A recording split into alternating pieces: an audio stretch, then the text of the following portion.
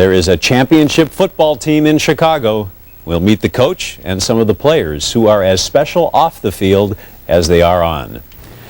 Tonight from here in Chicago, we have a national football champion, the Harvey, Illinois Colts. They just won the Pop Warner League Junior Midget title in Florida. The players are 11 to 13-year-olds who are fine athletes, but students first.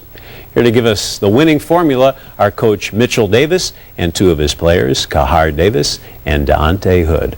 Welcome to you all. And congratulations, Coach. It was quite a year, wasn't it? It definitely was. The first Chicago area junior midget team to win a national Pop Warner championship. So we've been told, yes. And you were 16-0. You had a pretty good year last year, yes. But in years before that, you really didn't do too well, did you? No, we didn't. We've been out there collectively about 5 years. Our first year, I think we won about 2 games. Second year, I believe we won 3 games. Our third year, our regular season was not only without a win, but we didn't even score a touchdown. So how did you oversee the great turnaround? Well, you know, these are a couple of guys that have been with us the entire time, and the one thing that I must do is I give them full credit in that they never gave up. There's 9 coaches. Coach Gussie Jones is the head coach. I'm actually the president of the organization. And those first 3 years, it was difficult. I mean, especially not scoring a touchdown for an entire season. And these guys always kept their heads up. They always came out every game saying, hey, we're going to win this next one. And it just springboarded us into the success that we're having right now. By the way, we should mention that you're the chief of police of Dixmoor. This is not the uniform for the team. I don't wear this on the field, no. All right, we have some tape of, this is Kahar in action, and this was during the big championship game, wasn't it? Yes. Okay, do you want to say anything before we see you scoring here? This is the touchdown I scored on our second game of the regular season, I think. This was actually, I believe, the state championship game. Oh, okay. All right, take a look, Kahar, and tell me if you remember this. Here it is. There you go. And at this point, Coach, what was the score? Do you remember? I believe we were up by 2 touchdowns at this point. Mm-hmm. And this kind of sealed the deal, didn't it? Yes, it did. Yes, it did.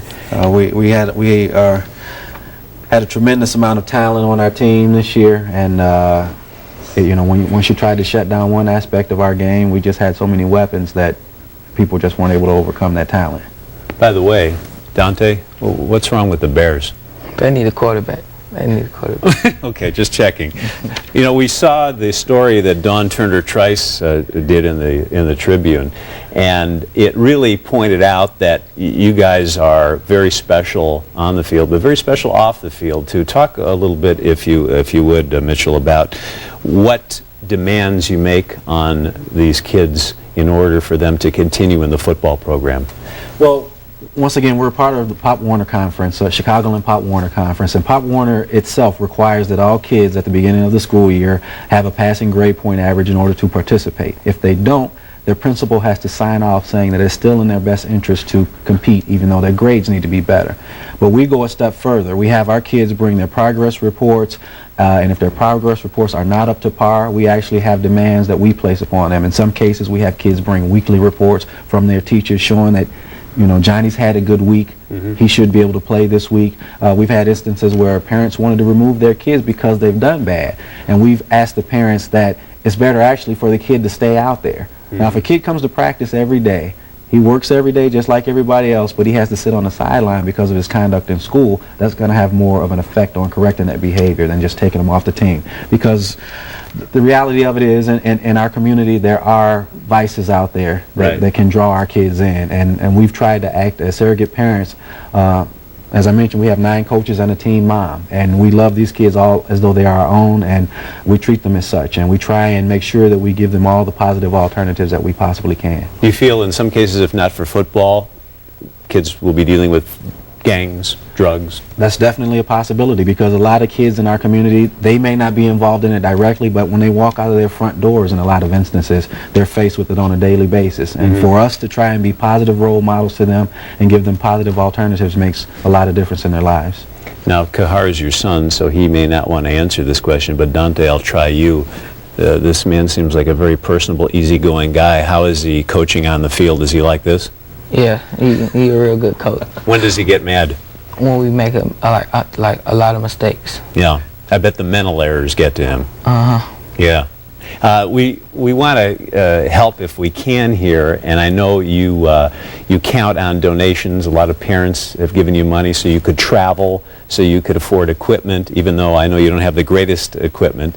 And now you need to have a banquet and reward some of these kids with trophies. So how can people help? Well, they can help. They can go to our website, which is www.harveycolts.com, and there's information there. Or if they don't have access to the internet, our P.O. box is 2236, Harvey, Illinois 60426, and we've depleted all of our funds, taking our kids to Florida. It cost us almost $30,000, and we need to give them some type of gratitude to show that they had a successful season. Here's a phone number too. 708-388-3340 if anybody can help out. I'm sure you'll hear from a lot of folks. Congratulations on the success on the field and off. And guys, hopefully you'll show the Bears how to do it again next season. Thanks to you all for being here on Chicago Tonight. We'll be right back.